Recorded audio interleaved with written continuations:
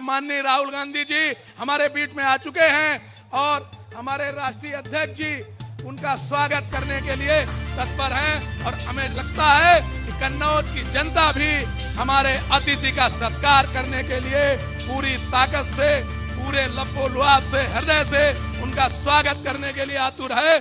आप लोग जितने भी लोग इधर उधर सड़कों पर या इधर उधर अव्यवस्थित तरीके से हैं, मेरा बार बार निवेदन है कि आप आ जाएं और पंडाल में अनुशासित रूप से कुर्सियों पर अपना स्थान ग्रहण कर लें।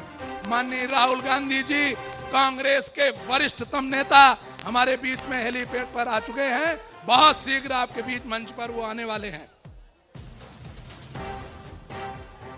सभी लोगों से निवेदन है, जो भी हमारे अनुशासित समाजवादी पार्टी के कार्यकर्ता या कांग्रेस के कार्यकर्ता सड़क साइड में खड़े हैं, मैं बार बार उनसे निवेदन कर रहा हूं कि वो लोग आके पंडाल में सम्मानित रूप से कुर्सियों पर बैठने का कष्ट करें। हमारे जो भी मैं देख रहा हूं कुछ कार्यकर्ता उत्साह की वजह से ग्राउंड में दौड़ रहे हैं, पीछे से आ रहे हैं, शायद किसी कारणवश कुछ लेट हो गए होंगे, लेकिन बहुत तेजी से लोग दौड़ते हुए आ रहे हैं। अभी आप लोग समय रहते कुर्सी अपनी ग्रहण कर लें।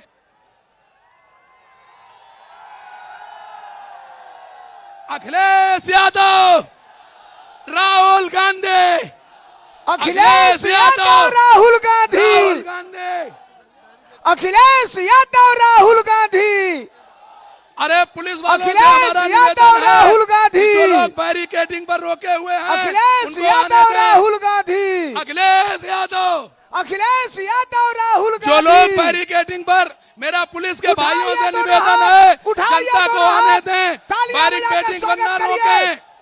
मेरा निवेदन है पुलिस के भाइयों से, जो बैरिकेडिंग पे जनता को रोके हैं, कृपया ग्राउंड में आने दें।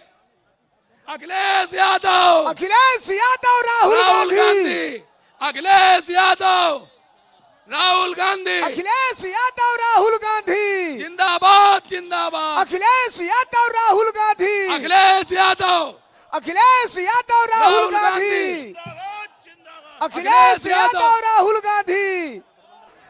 अब इसके बाद हम एक ऐसे आपके बीच में उपस्थित एक ऐसे नेता को बुलवाने जा रहे हैं जिसपे भारतीय जनता पार्टी सरकार का पूरा कहर टूटा, उनको जेल में डालने का काम किया।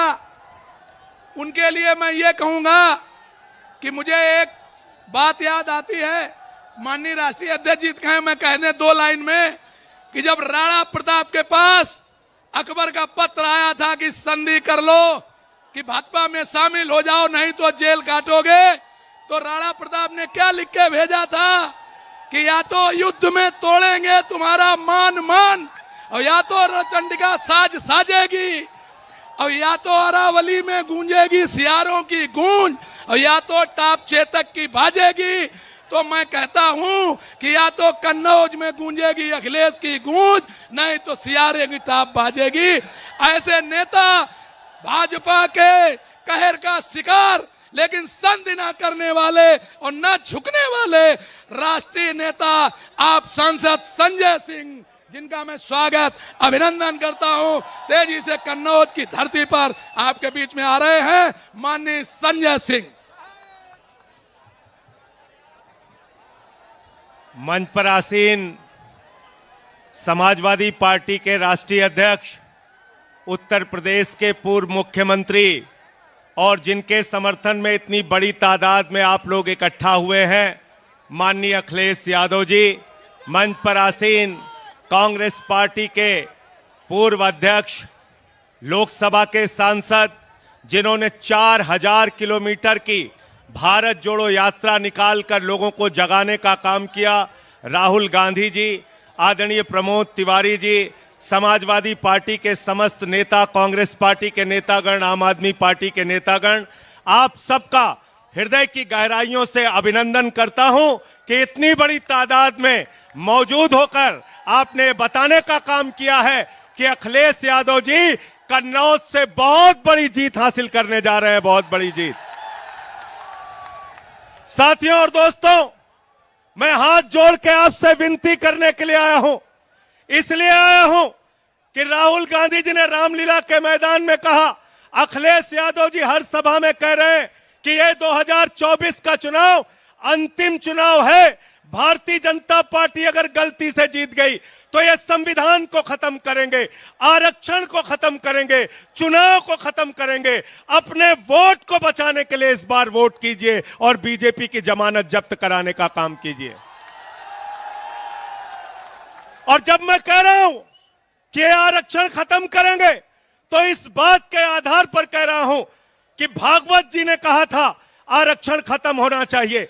मनमोहन वैद्य आरएसएस के नेता कहते हैं आरक्षण खत्म होना चाहिए।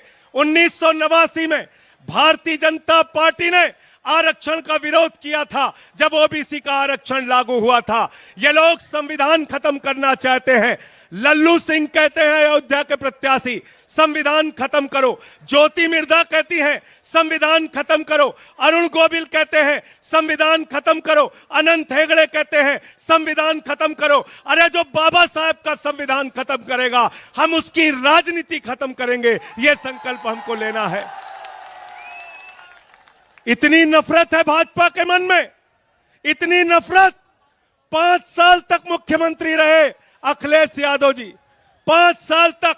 और जब अपना घर खाली किया तो भाजपा के लोगों ने गंगा जल से वो घर धुलने का काम किया। इतनी नफरत। अभी कुछ दिन पहले कन्नौज के अंदर अखिलेश यादव जी एक मंदिर में चले गए, उस मंदिर को गंगा जल से धुलने का काम किया। इतना अपमान करते हो आप, इतनी बेइज्जती करते हो आप, इतनी घृणा है आपके मन में पिछड़ों के प्रति, दलितों के प्रति। मैं आप लोगों से निवेदन करने के आया हूं, जो अखिलेश यादव का अपमान हुआ अपने वोट की ताकत से उसका बदला ले लेना। तैयार हो सब लोग? तैयार हो ना? तैयार हो? मंदिर का शिलान्यास होता है, दलित समाज से आने वाले राष्ट्रपति रामनाथ कोविंद जी को नहीं बुलाते। मंदिर का उद्घाटन होता है, आदिवासी समाज की राष्ट्रपति द्रौपदी मुर्मू जी को नहीं बुलाते। अपमान करते हो आप दलितों का, पिछड़ों का, आदिवासियों का। इसीलिए अखिलेश यादव जी ने आह्वान किया है पीडीए मिलकर इस बार भारतीय जनता पार्टी की जमानत जब्त कराने का काम करेंगे। तैयार हो ना सब लोग? मोदी जी क्या कर रहे हैं? कह रहे 400 पार, 400 पार, 400 पार। हमने कहा इन चक्करों में मत पड़ना, ये मोदी जी का जुमला है। गए थे बंगाल में, बोले 200 पार, 200 पार, 200 पार, आई 73 सीट। गए झारखंड में, बोले 65 पार, 65 पार, 65 पार, आई 23 सीट। गए हरियाणा में, बोले 75 पार, 75 पार, 75 पार, आई 40 सीट। गए महाराष्ट्र में, कहने लगे 150 पार, 150 पार, 150 पार, आई 105 सीट। गए कर्नाटक में, कहने लगे 130 पार, 130 पार, 130 पार, आई 65 सीट। गए दिल्ली में, कहने लगे 45 पार, 45 पार, 45 पार, आई 8 सीट। गए मिजोरम में, कहने लगे 21 पार, 21 पार, 21 पार, आई 1 सीट। अब कह रहे 400 पार, 400 पार, 400 पार। जनता करे तड़ी पार, तड़ी पार, तड़ी पार। तड़ी पार करना है ना? राहुल गांधी जी लगातार अडानी अंबानी के खिलाफ बोल रहे थे।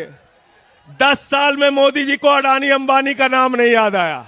चुनाव में अब कह रहे हैं अडानी के खिलाफ नहीं बोलते, अंबानी के खिलाफ नहीं बोलते। अरे मोदी जी, अगर आपको टेम्पू का नंबर मालूम है तो ईडी सीबीआई भेजो, अडानी अंबानी को गिरफ्तार करो, करो गिरफ्तार, उनको करो गिरफ्तार। इसलिए इस जुमले में नहीं फंसना है। अंतिम बात कह के मैं अपनी बात को खत्म करूंगा। साथियों और दोस्तों, अखिलेश यादव जी ने उत्तर प्रदेश के विकास के जो काम किए उसके फीते आज तक काटे जा रहे हैं, उसके फीते आज तक काटे जा रहे हैं। इसलिए ये लोग स्कूल नहीं बना सकते, अस्पताल नहीं बना सकते, सड़कें नहीं बना सकते, बिजली पानी नहीं दे सकते। मोदी जी आए थे कोरोना के टाइम में, उन्होंने कहा, भाइयों और बहनों, गांव-गांव में कब्रिस्तान है तो शमशान होना चाहिए कि नहीं होना चाहिए? ये शमशान बनाने वाले लोग हैं। ये आपके बच्चों को स्कूल अस्पताल नहीं दे सकते।